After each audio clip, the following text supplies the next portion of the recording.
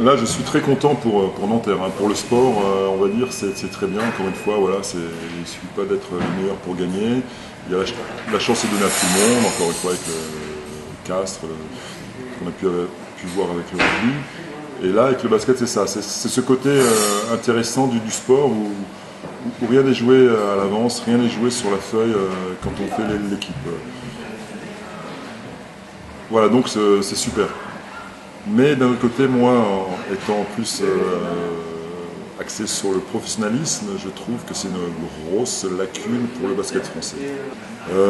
Voilà, donc c'est pas normal, surtout on peut imaginer qu'il peut être en Euroleague l'année prochaine, mais déjà au niveau basket, je ne comprends pas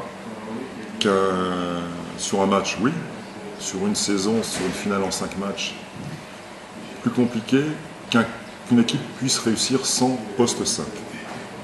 À plus haut niveau, en Euroleague, on voit les grands clubs, ils ont 4 mecs de 2,15 m. Ils n'en ont pas 2, ils n'en ont pas 3, ils ont minimum 4. Et pour moi, c'est une chose primordiale d'avoir des postes 5. C'est primordial. Aussi primordial qu'un meneur de jeu, et encore même pas, parce qu'un meneur de jeu, un numéro 2 peut mener, s'il est un peu à droite comme Nanterre, on arrive à... Mais un poste 5 pour moi c'est primordial, et réussir à ce niveau-là, sans poste 5, ça montre une lacune quelque part. C'est-à-dire qu'il n'y a pas de poste 5 à Nanterre. Ouais, il joue pas, il n'y a pas de jeu intérieur, il n'est pas stable, c'est-à-dire il y a des gars de 2,02 m qui ont beaucoup de détermination,